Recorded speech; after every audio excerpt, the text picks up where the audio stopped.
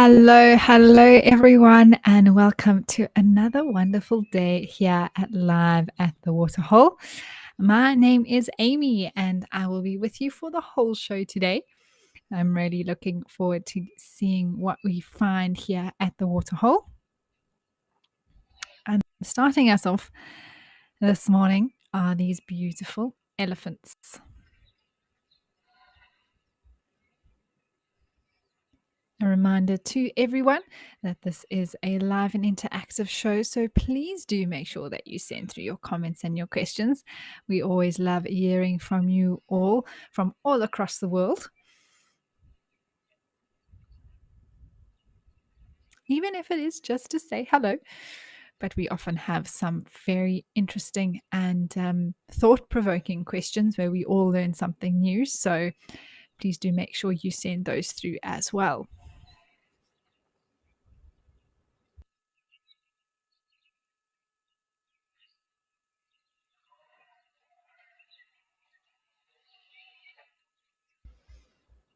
Well, we are here at Jamala, which is within the Madikwe Game Reserve of South Africa.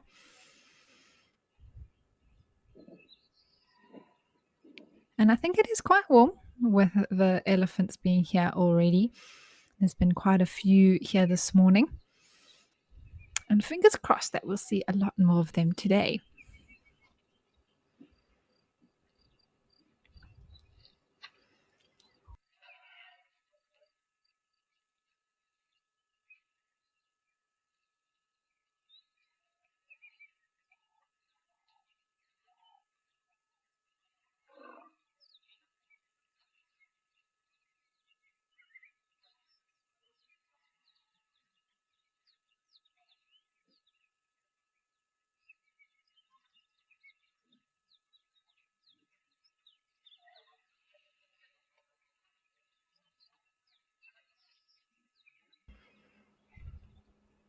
I'm also looking forward to, oh, excuse me, doing some birding today. So we'll have to see what we can find, if anything.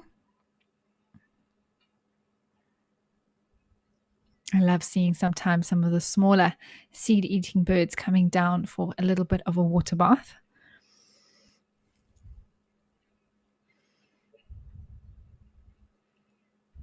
And sometimes we're even able to spot one or two birds of prey perched around these water holes, which is always a treat.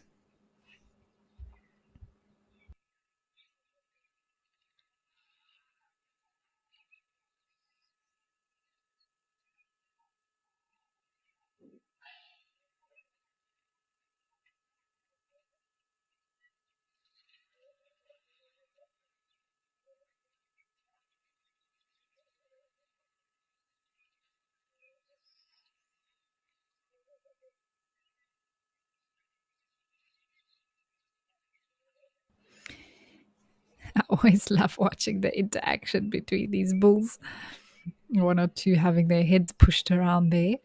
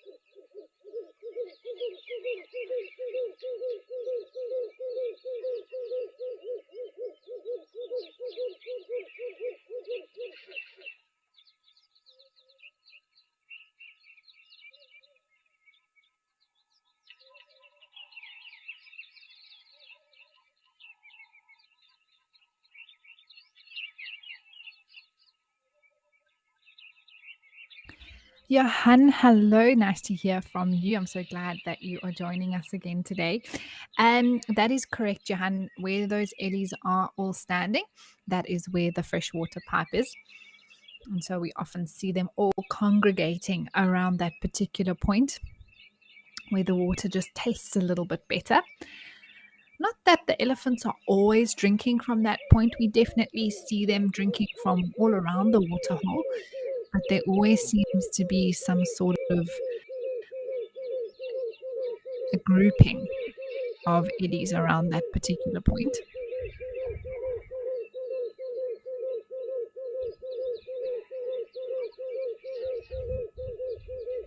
You can hear that speckled pigeon calling once again in the background.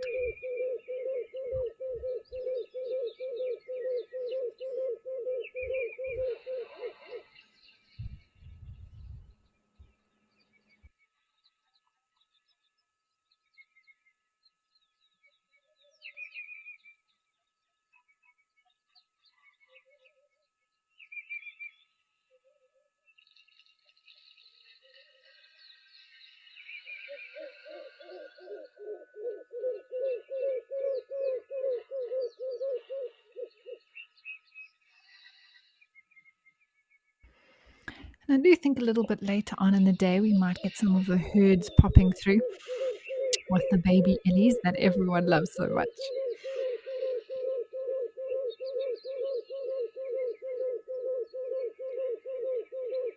But Johanna, it's also why we sometimes hear a bit of trumpeting and um, communication around this particular spot when these ellies get a bit irritated with one another because they're all very close to each other trying to drink from this point.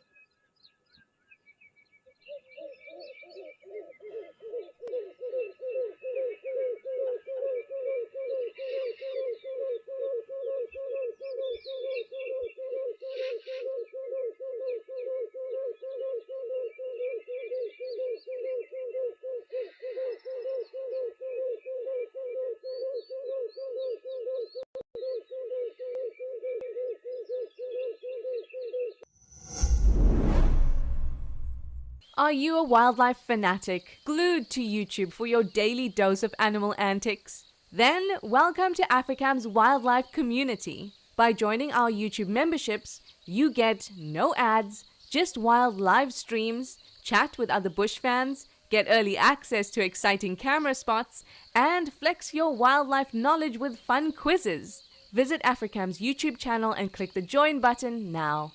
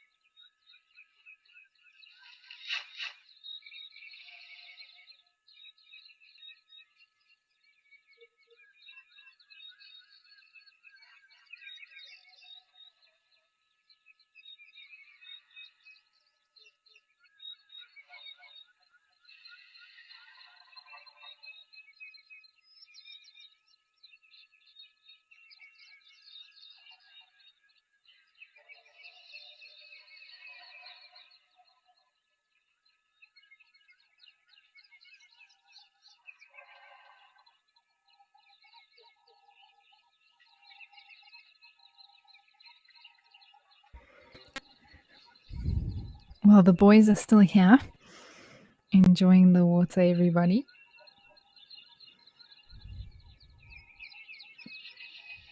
And it's so lovely to be able to watch this scene, these elephants behaving, doing their thing. And we get to just observe. And it is so relaxing. I hope you at home are enjoying starting your day off, or perhaps afternoon or evening. There's different times all around the world. But whatever it is you are doing, I hope these elephants are bringing a little piece of African bush to you.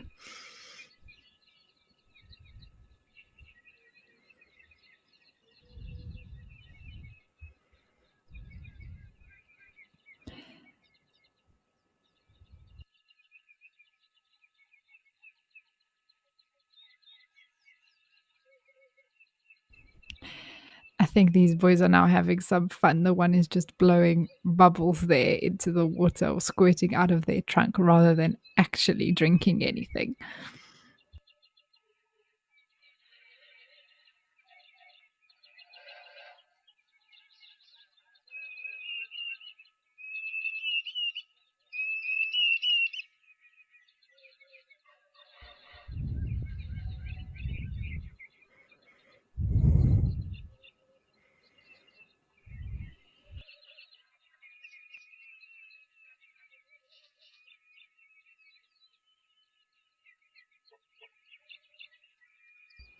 Spark Salad. Oh, it's so good to hear from you. A very warm welcome.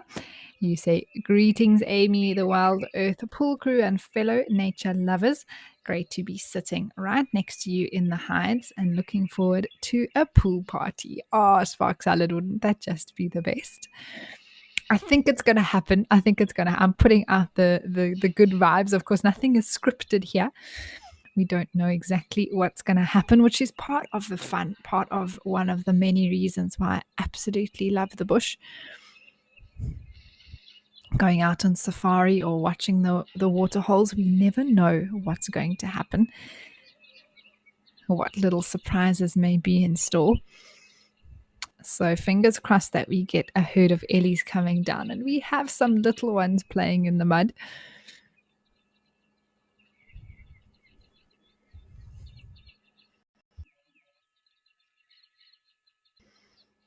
I see the sun coming out as well, which even raises the chances of that happening. The hotter it is, the more chance these elephants will want to come and cool down. And not only elephants, everyone, it very well may bring some buffalo as well.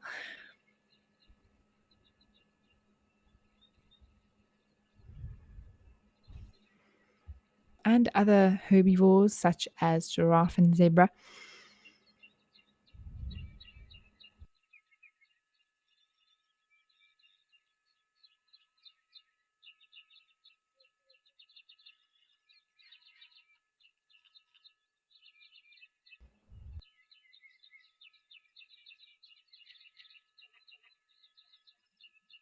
Oh, I do think that are some more elephants that have arrived just to the top right of the screen. I saw a little trunk there. Maybe those are our herd of ellies arriving. Oh,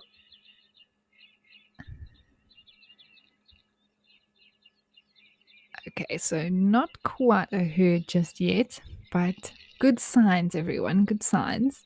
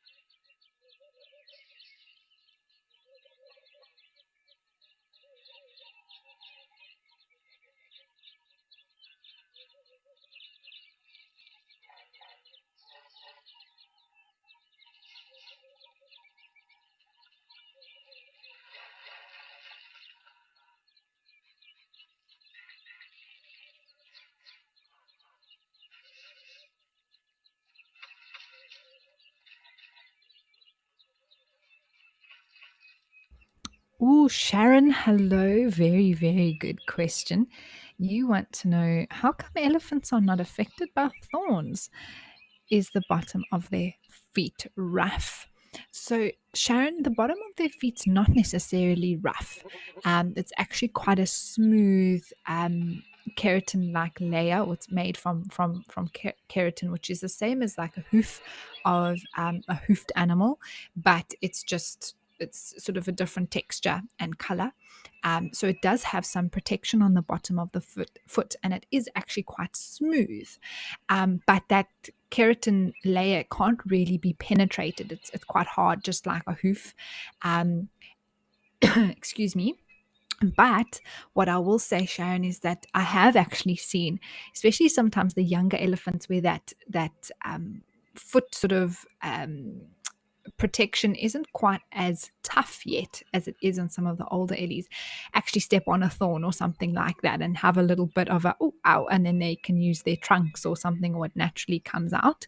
Because in between the harder keratin layer, which even though it is still smooth, there's lots of wrinkles and cracks, and in those little wrinkles and cracks it's possible for something to get stuck in. Oh, here comes some more elephants. I thought maybe they were on their way.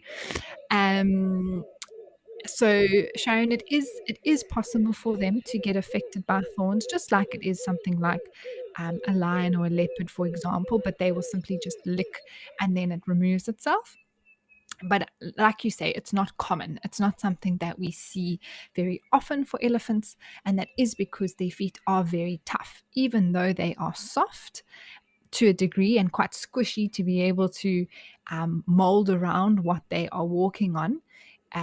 They can still be penetrated or hooked onto by something like a sneaky thorn, but they're definitely not as susceptible um, as lions and leopards, which in between their pads, there's very, very soft skin and fur.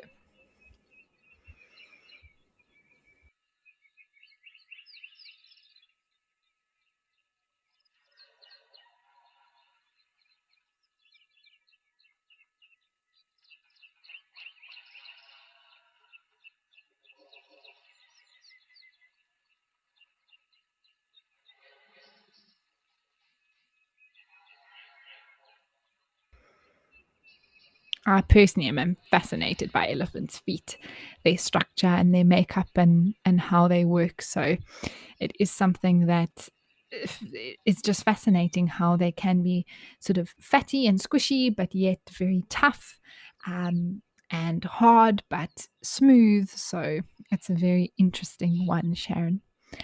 But these elephants, the pool party has begun. Spark salad, as you said. What a wonderful start to the beginning of our show today.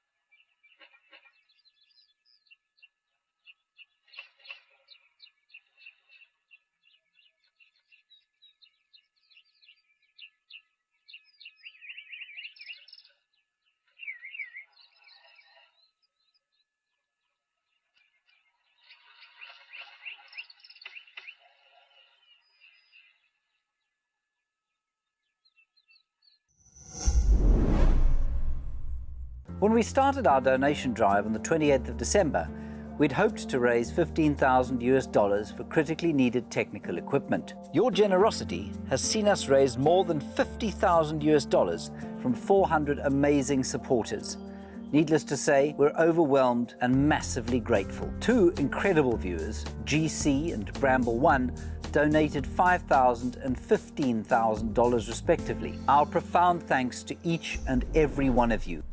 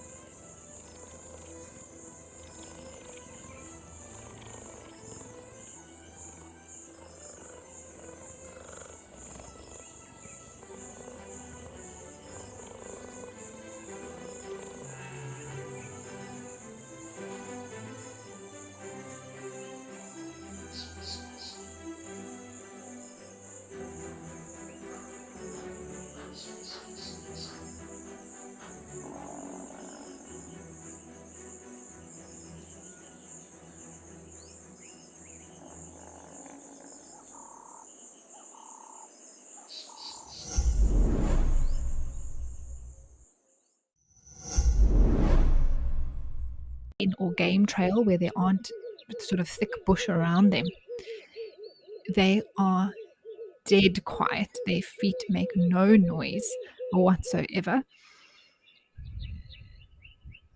It is quite unbelievable. Oh, this is a beautiful elephant. I think this is one of our regular big bulls that we see around here at Jamala. But isn't he just magnificent?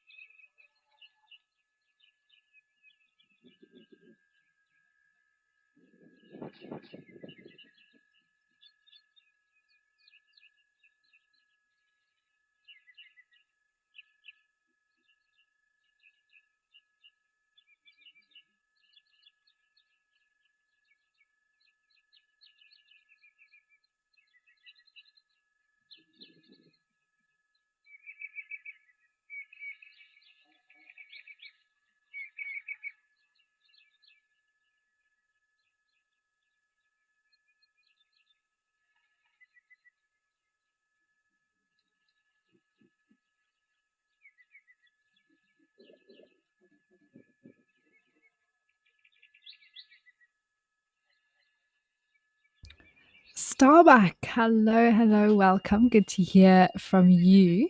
You want to know why hoofed animals in the wild don't seem to get hoof rot? Um, Starbuck, it's an interesting one. Um, I think, just generally speaking, animals in the wild may not be as susceptible to diseases that domesticated animals, and I mean that through something like sheep or horses or farmed sort of cloven hoofed animals may get, even cows, just because they are in the wild and not as much in contact with the disease. However, there are cases of, for example, foot and mouth or hoof and mouth disease in wild animals that, for example, buffalo, kudu. Those are all cases that have been recorded within the Kruger Park that I'm aware of, and I'm sure that is in other game reserves as well. But I think it's just that separation, Starbuck, the fact that the wild animals aren't necessarily exposed to domestic diseases, and so they experience them less. There really has to be some sort of a contact or um, a trace through how that disease manifested itself within the wild reserves. And I think the fences play a big part in that. But some zebra have now arrived, which is awesome. They are coming down for a drink. Good timing on their part before there are too many ellies around and they get chased off.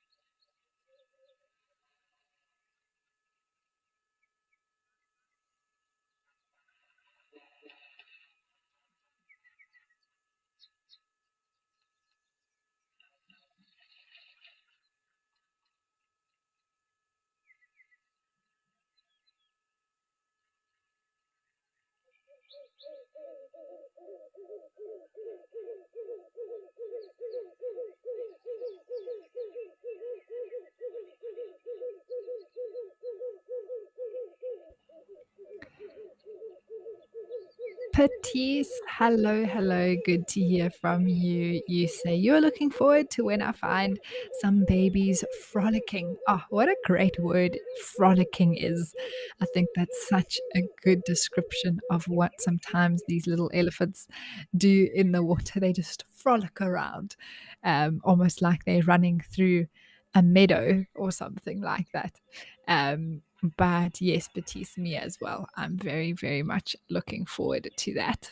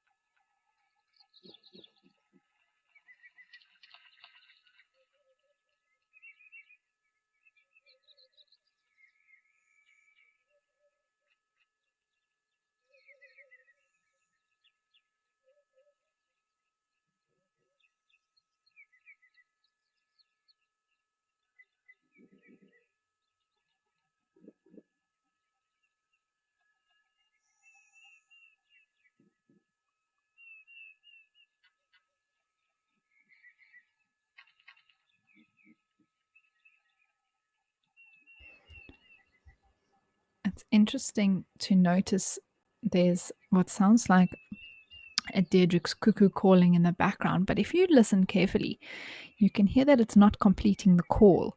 It's sort of starting and then fading off very early. And that's why I'm thinking that it is a mimic. So, one of the scrub robins, or perhaps a sabota lark that is mimicking the Deirdre's cuckoo call.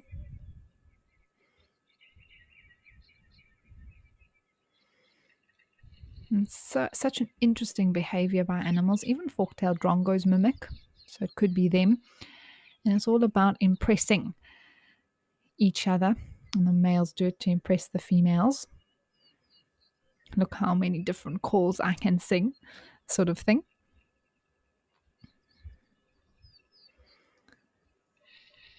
I once in KwaZulu-Natal heard a red-capped robin chat mimicking an African fish eagle. It was the wildest thing. It was camping out in a drainage line very far from any sort of body of water.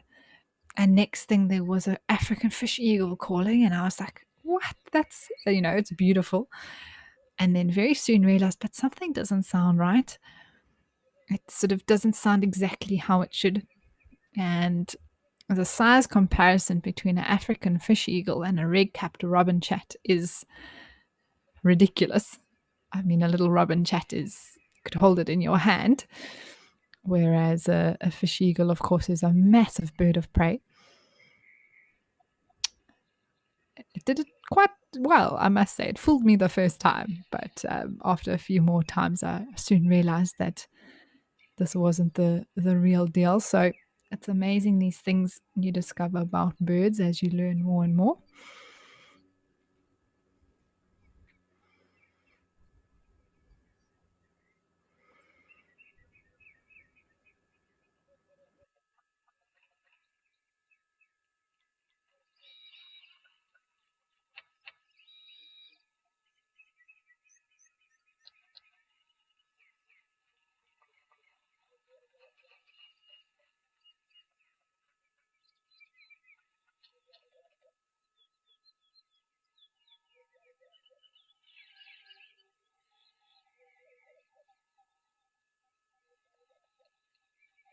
And there are some wildebeest resting in the shade.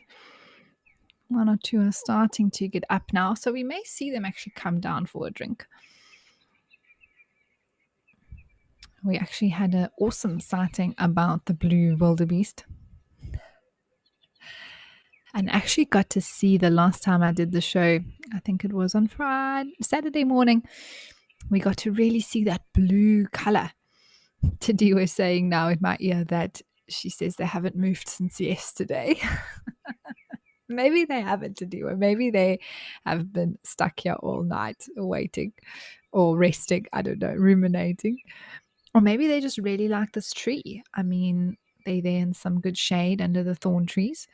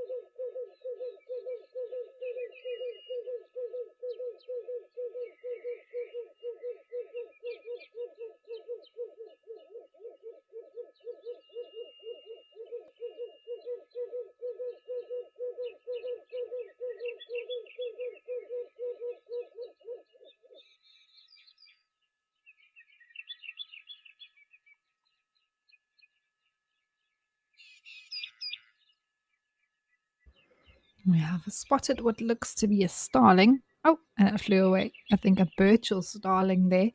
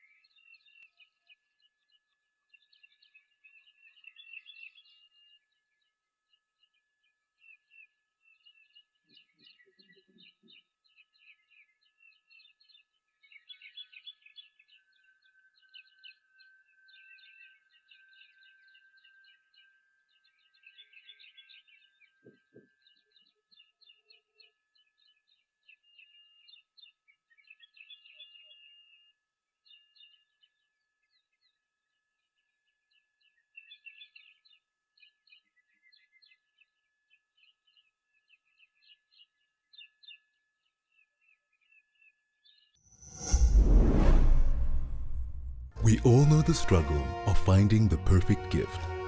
But what if you could give them an unforgettable experience? Something truly extraordinary. Introducing Nature Eye. Fly a real drone remotely at iconic locations, witnessing the beauty of nature like never before. Sign up to be an explorer and you could win one of these experiences yourself. Visit natureeye.com today.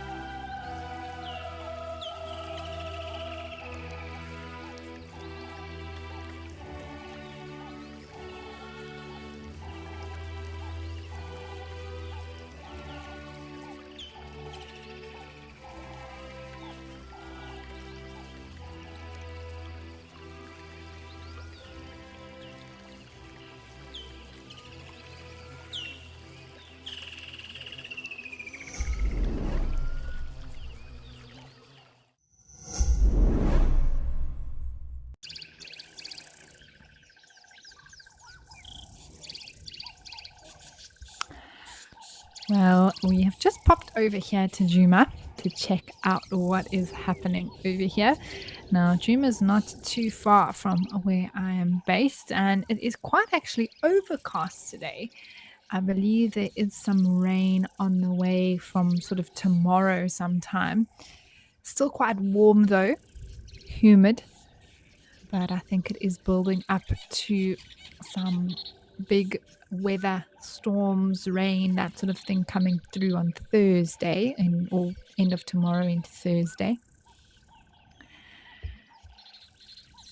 But we're just having a look around, see if we can spot anything. One of these days, I'm going to be able to, I don't know, spot a leopard or a cheetah or a lion or something lying in the grass. It'll happen one day. But it always is worth checking just in case.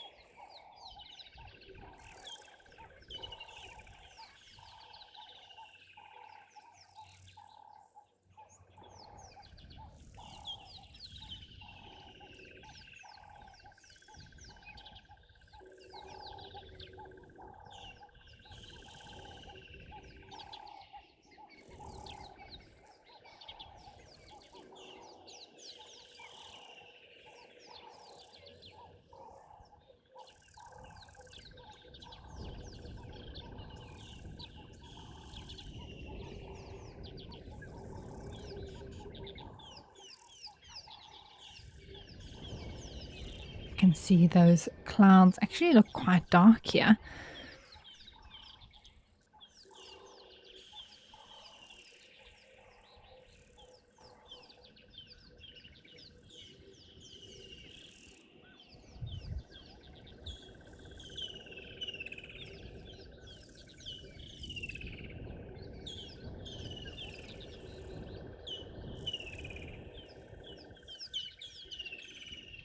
We often sometimes see a brown snake eagle or Wahlberg's eagle perched on these trees. We've had an African fish eagle here on Saturday morning, which was so beautiful. I think it was Saturday or Friday afternoon.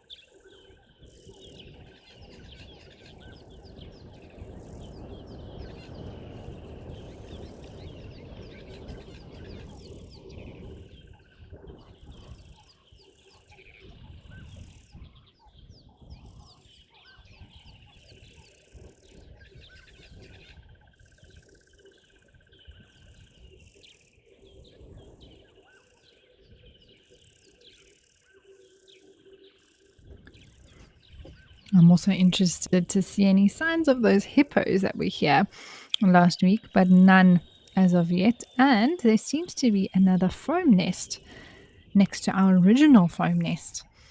There's now two little foam balls there.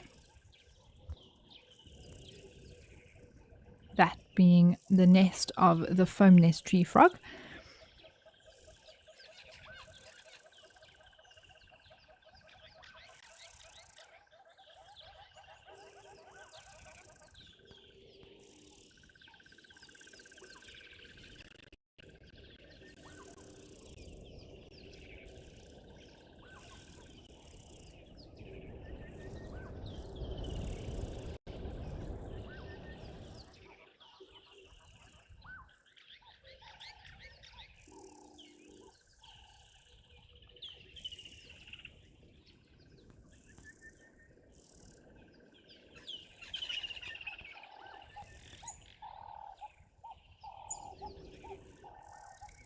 One thing about Juma, even if it is quiet in terms of seeing animals, it is never quiet with regards to bird calls and sounds of the bush. It is magnificent sometimes to just close your eyes and listen. You can hear woodland kingfishers, Cape turtle doves.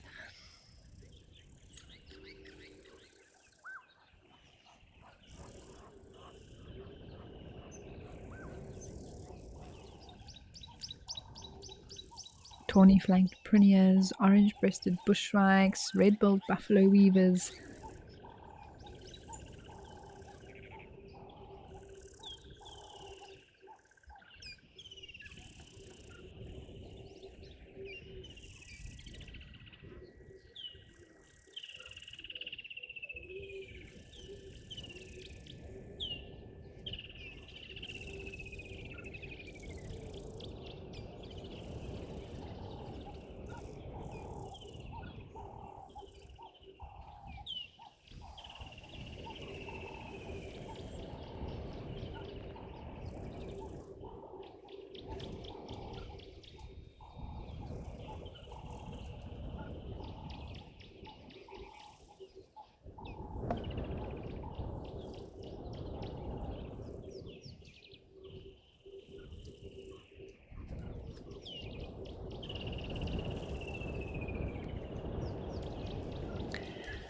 Well, it's lovely to check in here at Juma, but let's go back to the elephants at Jamala.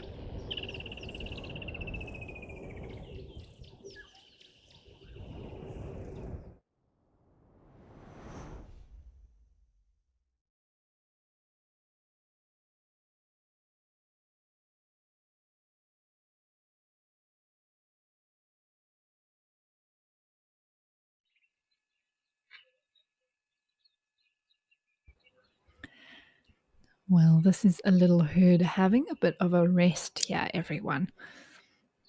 And some of the younger ones have decided to lie down. Even not some of the smallest ones, but some of the middle sized ones.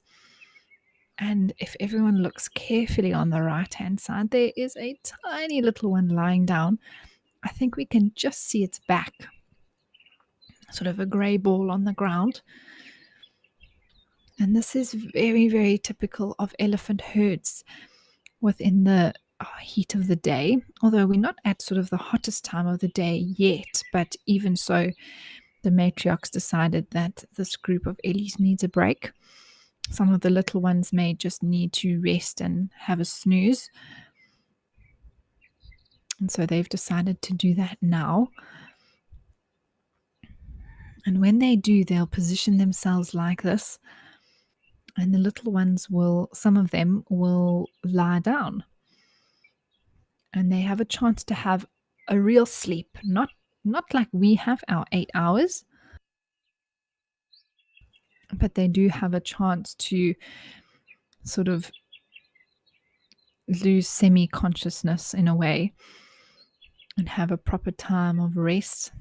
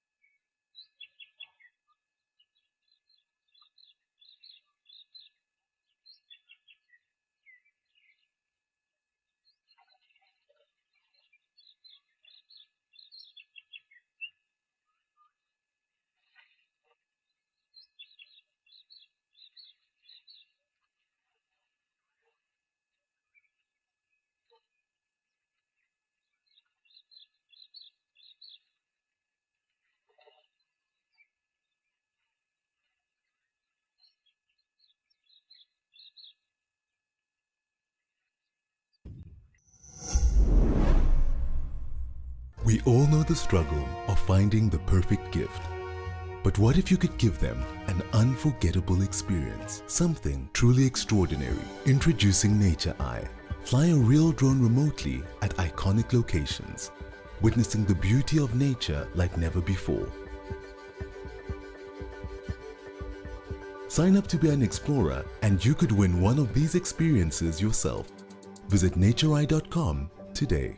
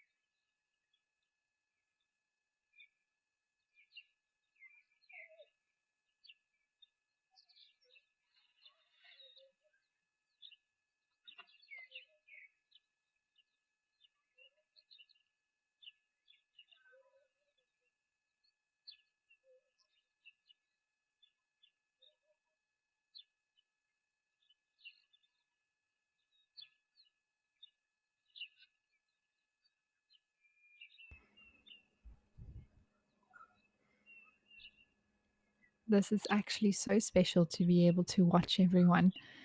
It's something that you don't necessarily see every day. And sometimes these elephants tend to do this quite hidden away. Looks like another starling there in the tree.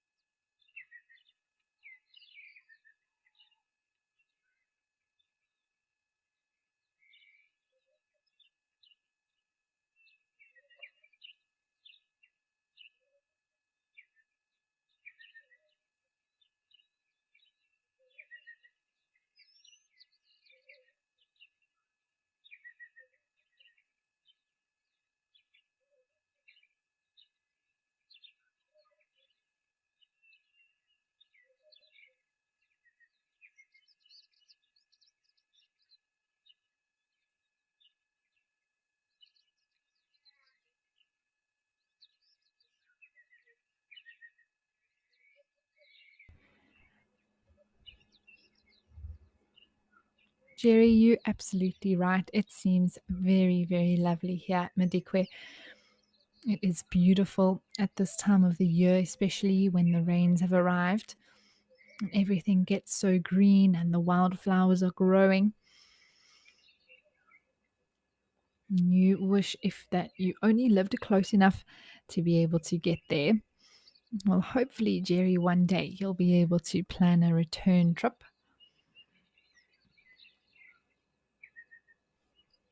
How sweet is this one lying with its feet tucked away? It reminds me so much of us as humans when we sleep on our sides with our arms sort of closed up towards us, or even dogs actually lying with their paws sort of tucked into their chests. And I mentioned just now about how convenient it is to have a big enough ear that can flap over your eye and form a sleeping mask so that it's a bit darker for you to sleep with the lights, or turning off the sun, as it were.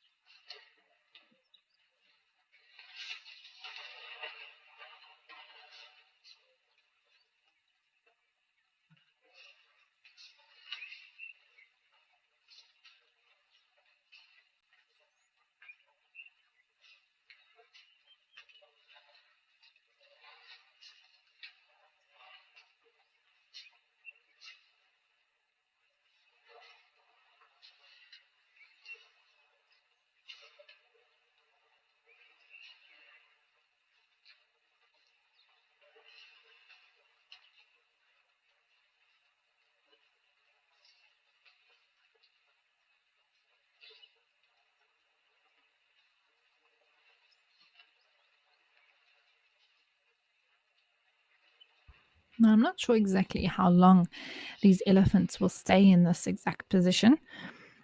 I actually don't know when they first went there. It doesn't look like they've splashed in the mud yet today.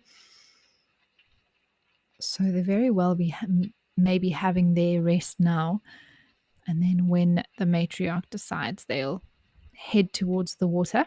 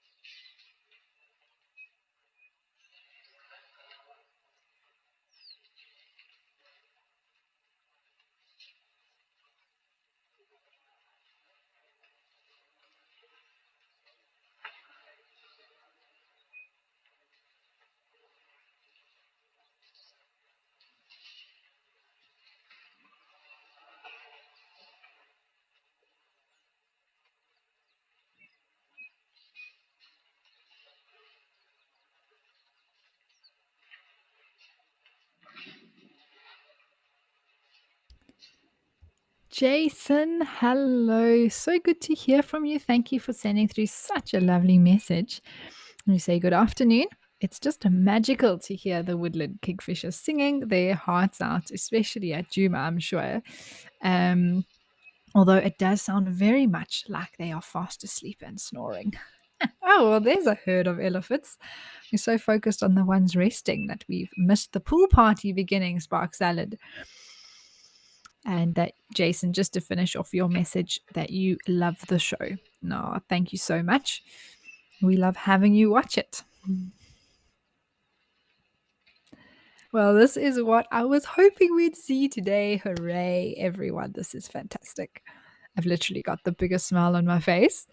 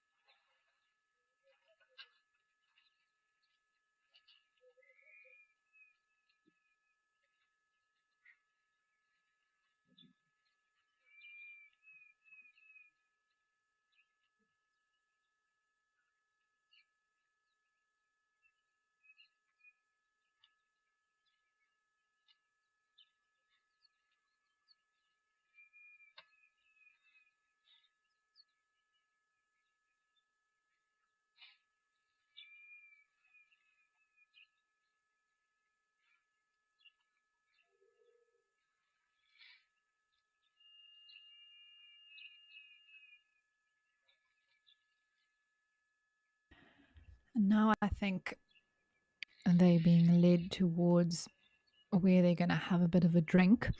I'm not sure if that elephant bull is still around because he might not be too happy with so many elephants arriving.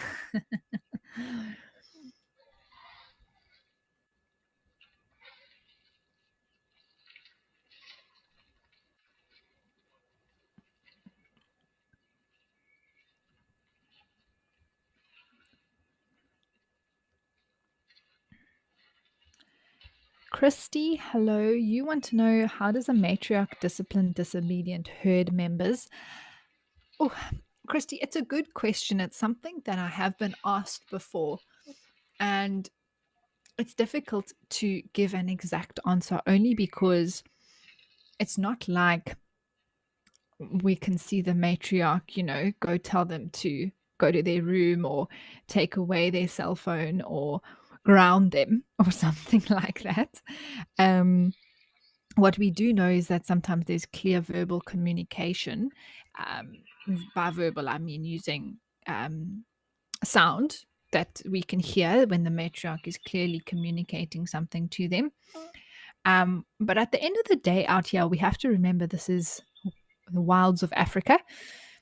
And if an elephant is not going to listen to what the matriarch is saying, they're going to pay the price for that, possibly with their lives, or or being hurt or being put in danger. The herd is life in many respects, especially for the younger ones. And so that's almost nature's way, specifically the ones that are disobedient or are trying to push the boundaries and not necessarily listening every time, are often the younger bulls. And they do end up actually separating from the herd naturally. And they go off and mature and form bachelor herds, which we saw here earlier in the beginning of the show. And then they can move off and mate with other females and get the genetics diversified. So, Christy, it's a difficult one to say, well, this is how they discipline them. But I think there is, in the beginning, a lot to do with mom saying no and using her trunk to actually steer the little ones in the right direction or moving them out of the way. And slowly but surely, it's just understood, listen to the matriarch. I don't know how much sort of within them has a natural defiance for obedience. But I do think they realize how important it is out here in the wild in order to stay safe and survive. Listening to the matriarch and following her lead is almost just a natural thing within them. So, Christy, I hope that answers your question to a degree.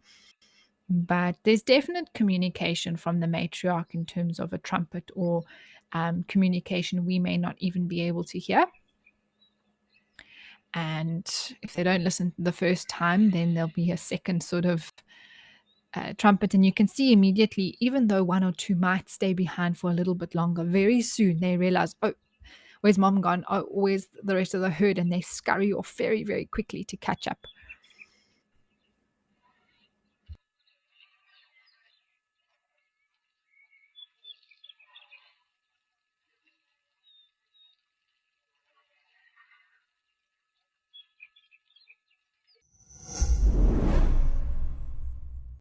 A lot goes on behind the scenes of a safari.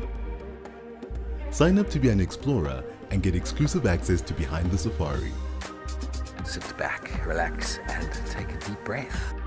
Learn more about the WildEarth team. I would not normally keep it on the dashboard, but I'm going to show it to you there. Come along for the surprises and chaos. Download the WildEarth app today. WildEarth, connecting with nature.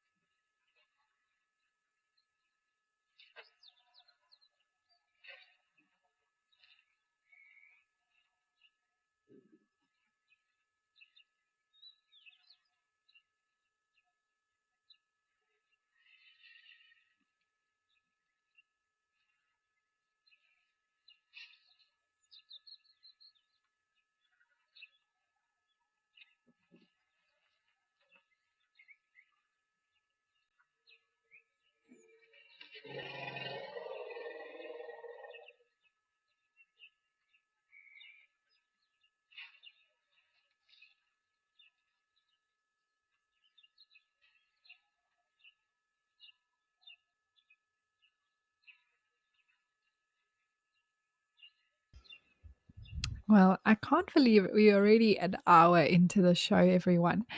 And coming up at 1 p.m. now, Central African time, in about 15 minutes or so, we'll be adding Africams and their locations. So please do make sure that if you are watching on YouTube, that you get ready to change over to either the app or the website. Otherwise, if you're in the UK, you can watch on Freeview, or in South Africa on DSTV channel 183. That is coming up at 1 p.m.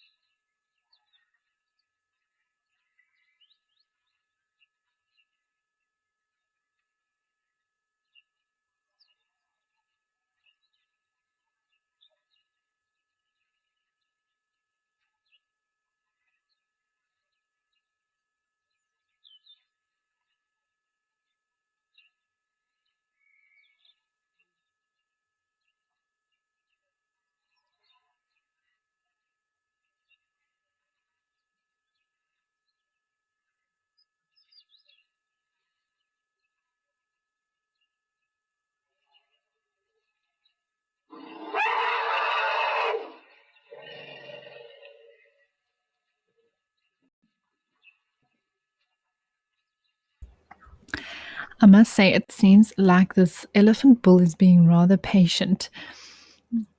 He was pushed out of his spot there. And sometimes they aren't so patient. We may even see him go into that group and give a little bit of a trumpet or a bit of noise and push them out. But for now, I think he's being very understanding and patient, although he did have a lot of time there before. So it's best to try and let all the little ones have some water.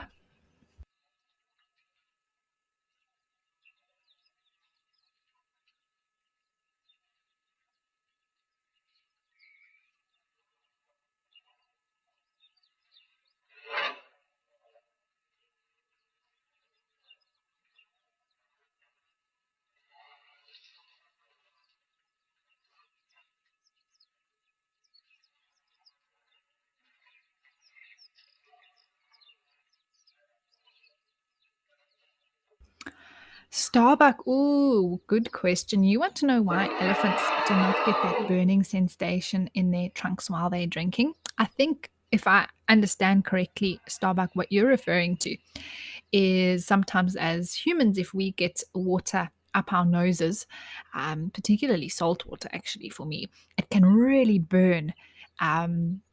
If that's what you're referring to. But the difference is with elephants that they don't actually drink through their trunks. They just use it to hold water and then put it into their mouths. So it's not going all the way up their nasal cavity. It's only going up a certain portion of the trunk, and then they blow it or squeeze it out using their muscles, which is then gravity is used and it drops into their mouths.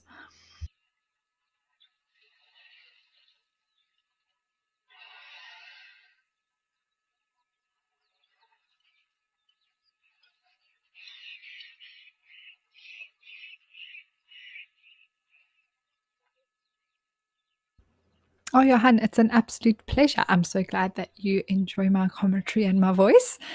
Um, it's the only one I've got, so I'm very glad you like it. Otherwise, I would hate to think that everyone at home is listening to a rather irritating voice.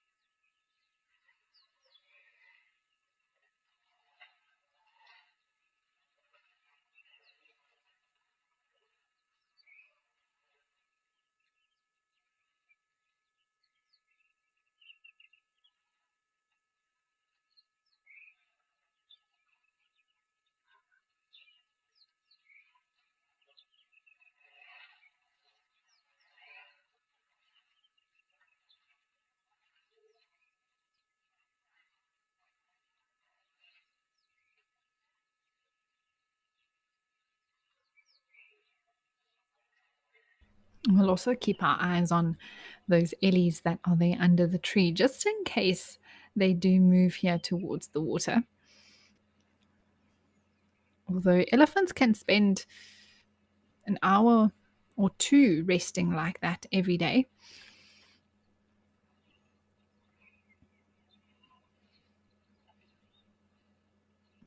This little one in the middle is just so cute.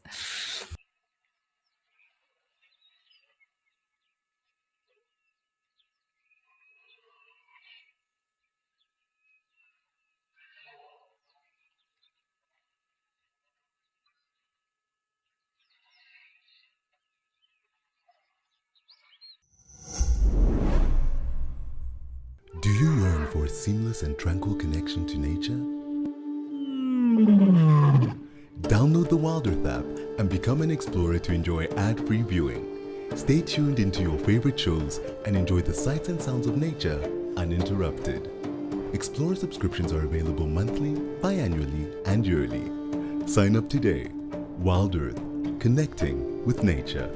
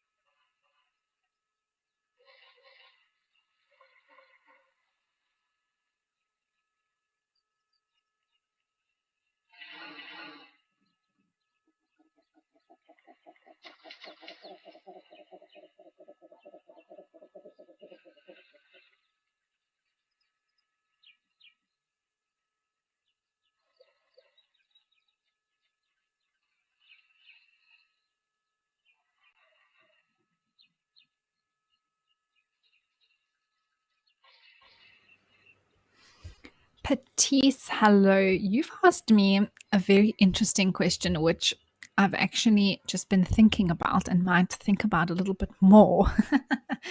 But you say, other than young elephant bulls, have I seen any animals with odd behaviors compared to the norm? And yes, Patisse, absolutely. I'm struggling to think of exact examples, but it's those little odd behaviors or an animal doing something outside of what we would consider the norm to be so fascinating. For example, the one thing that I remember seeing was a group of dwarf mongooses running in the road. I think a few of them got away, but as I approached with the vehicle, I think it was because I was in the vehicle driving, and then the little mongoose just collapsed on the ground, belly up with its feet in the air and pretended to be dead. We call that thanatosis. And I just couldn't believe it. I'd heard of animals doing this before, part of one of their defense mechanisms, but to actually see the mongoose do it, that was very, very, very cool. Um, so yeah, that was really, really awesome. I remember seeing a honey badger in the Kruger Park out in the middle of the day, slap bang in the heat. And usually, honey badgers are known to be nocturnal, for the most part, digging away, hunting for something in the middle of a dry riverbed. It was like 35 degrees. So that was definitely out of the norm.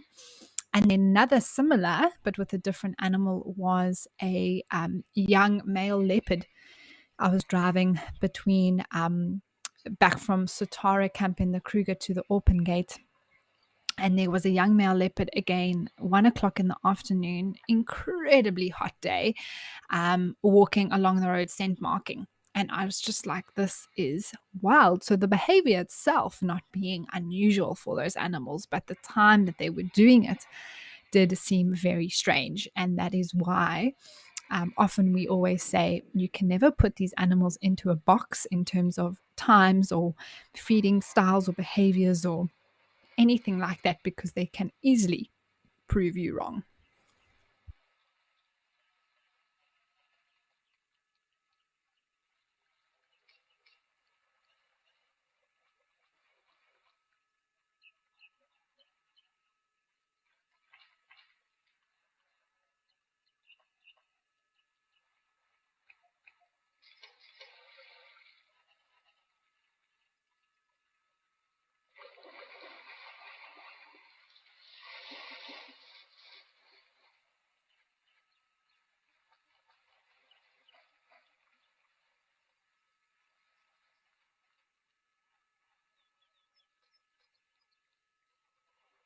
Now, everyone, it is just about time to welcome Africams. So let's get ready to do that, and I will chat to you soon.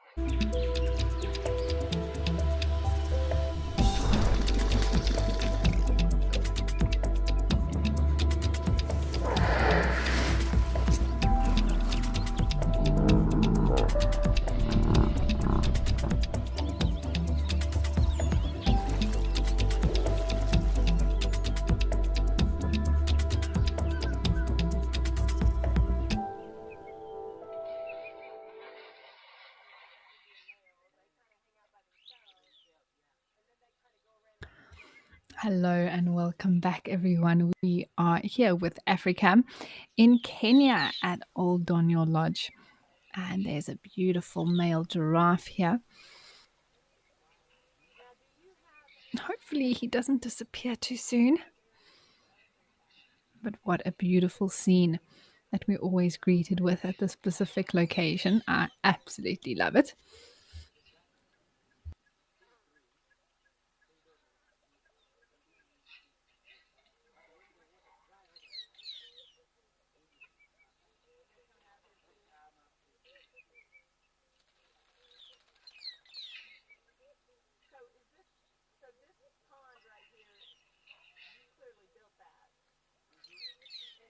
Now, the reason I can immediately say a male giraffe, just have a look at those horns on top of the head, everybody. Actually called ossicones officially, but horns is just way more simpler to talk about. And they are very, very thick. And also, right on top, they actually bald. So you can see some hairs, but they're not really densely packed.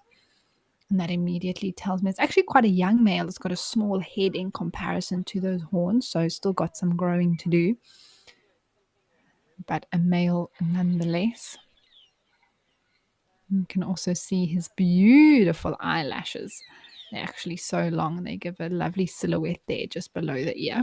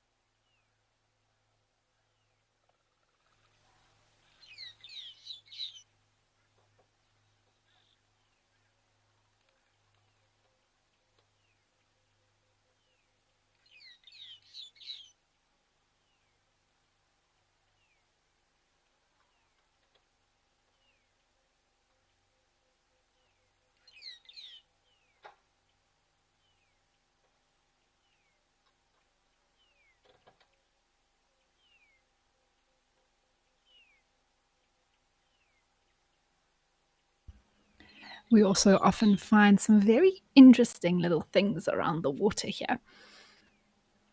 So it's good to sometimes just check around. We also sometimes see some very cool birds.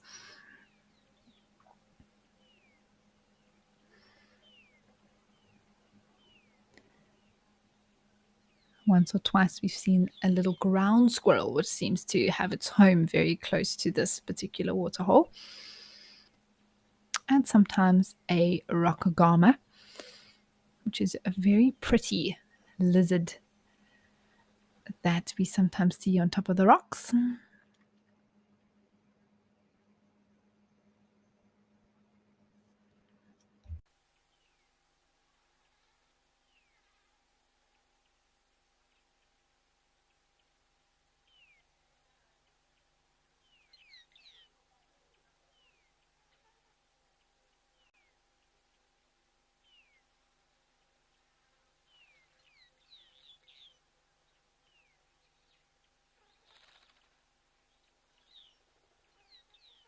Oh, and there we go.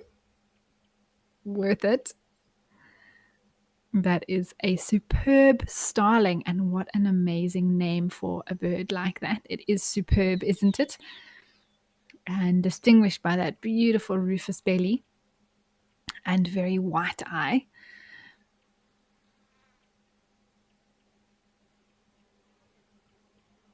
There's something else there that's busy dust bathing. Oh, much less pretty bird. It could have been a dove or something like that. Oh, there, it's come back. And that starling seems to be following it. Anyway, very, very interesting here. But these superb starlings we don't find in South Africa. They are only found in East Africa. And one day I hope I can see a superb starling for myself. That would be a dream come true.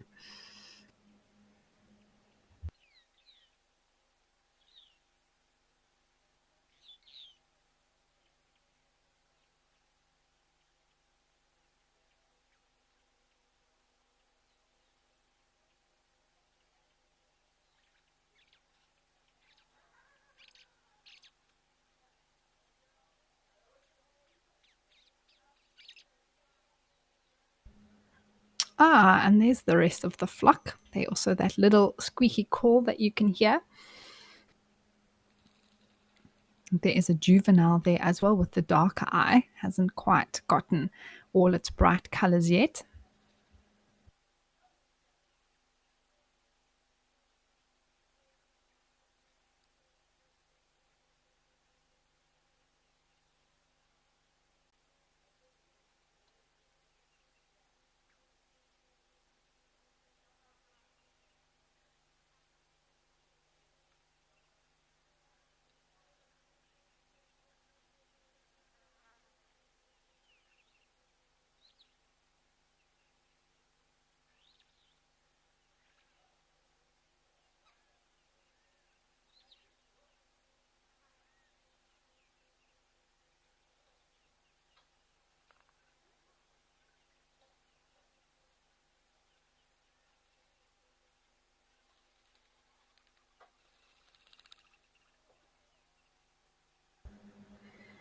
I do wonder if one or two of them will actually head down to the water, either for a drink or maybe to do some water bathing.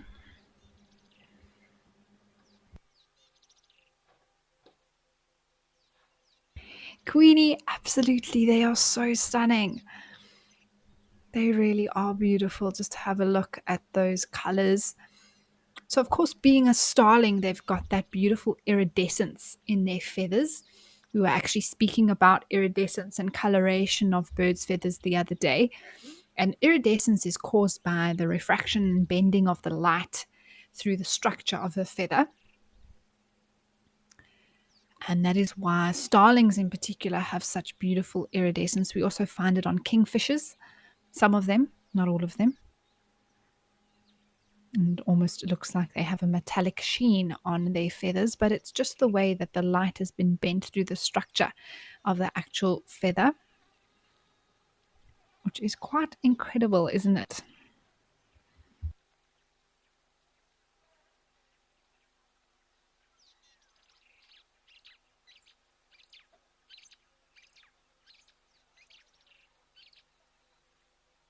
You can hear them calling there.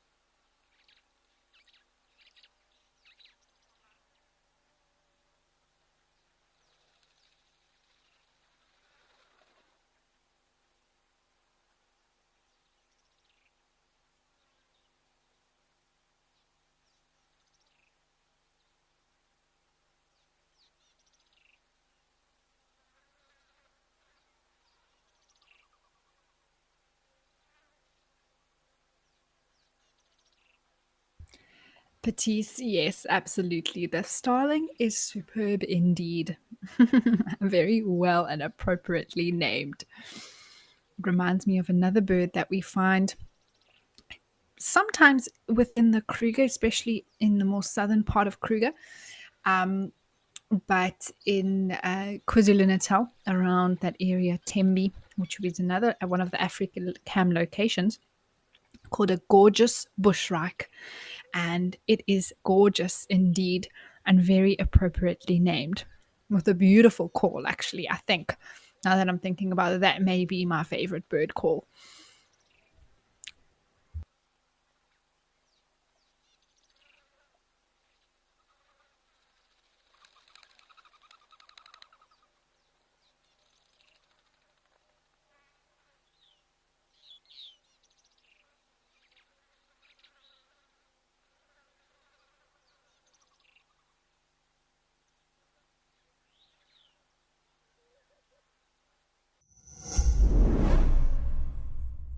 Nurture your connection with nature with our weekly newsletter. Become an explorer and receive the latest word from the wild in your inbox. Catch up with your favorite WildEarth characters. Watch the week's memorable wildlife encounters. Stay up to date with the happenings and what to expect from WildEarth. Sign up today and get the best seats on the largest safari vehicle in the world. WildEarth, connecting with nature.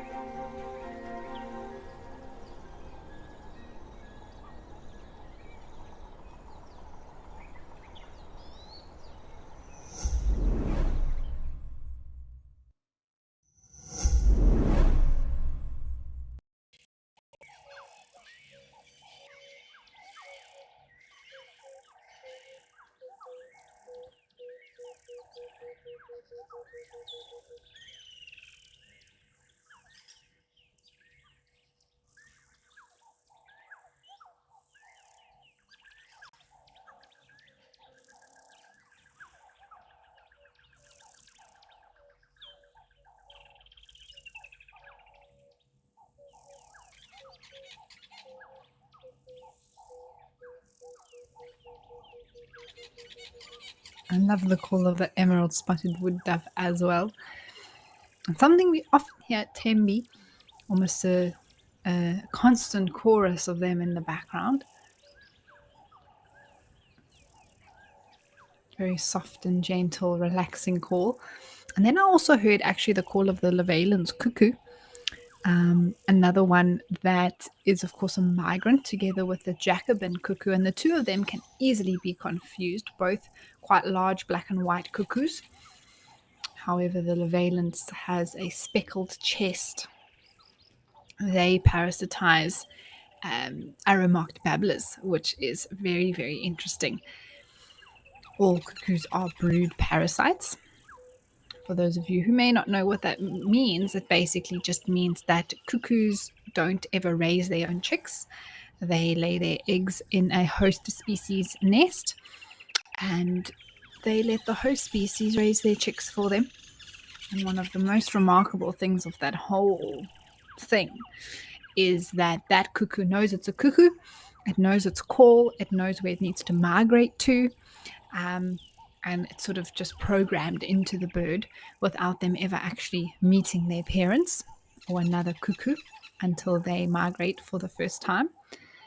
So it is rather incredible.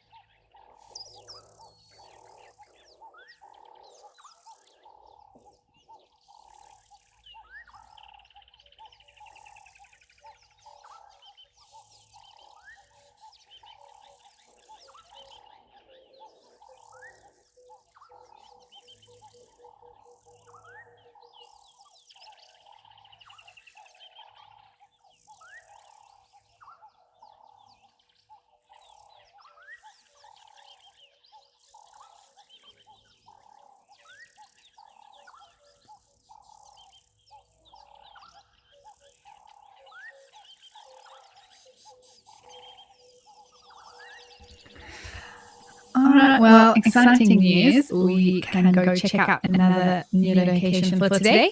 So let's go see what's happening at Tau.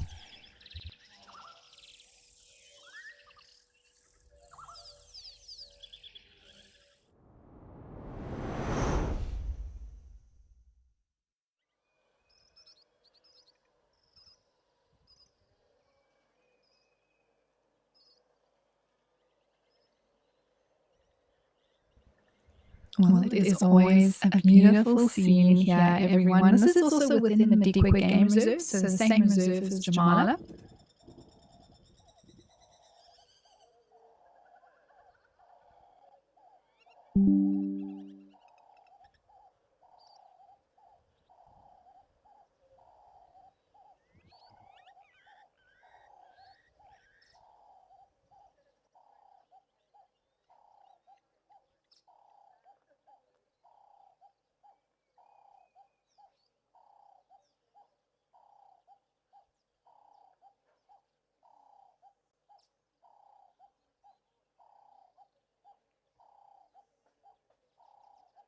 And it's all plugged in and working. So, yeah, I am here. Okay, good.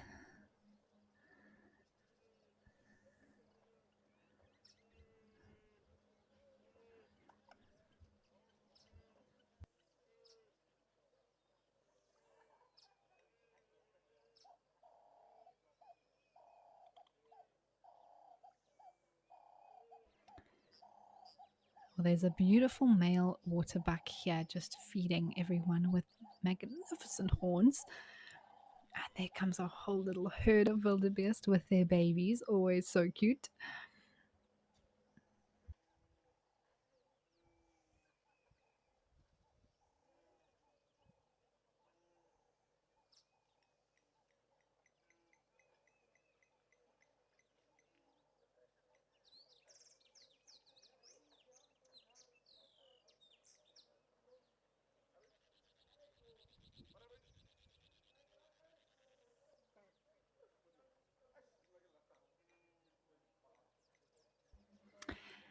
think these wildebeest were coming for a drink, everyone. This is quite cool.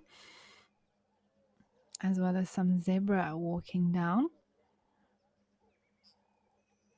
Sure, what a beautiful scene. This water back here in the center.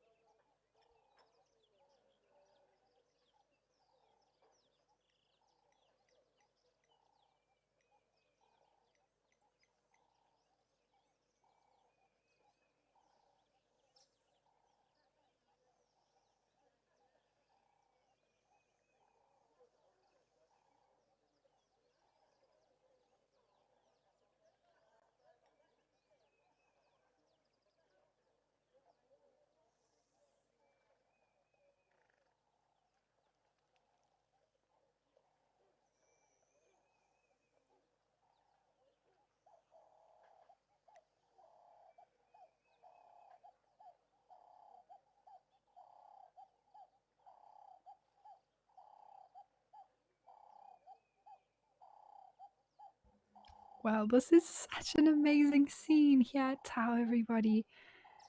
Such a variety of species, from Egyptian goose and blacksmith lapwing to wildebeest herd, zebra, and a waterbuck.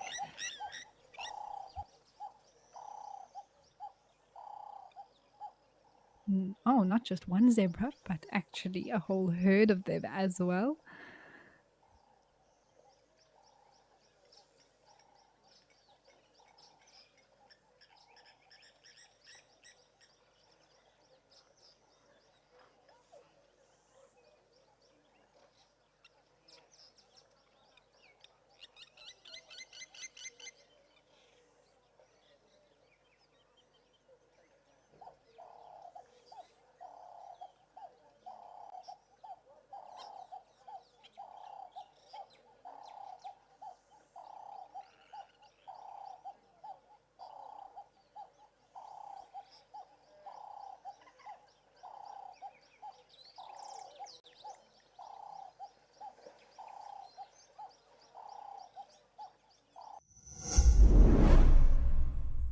When we started our donation drive on the 28th of December, we'd hoped to raise $15,000 for critically needed technical equipment. Your generosity has seen us raise more than $50,000 from 400 amazing supporters.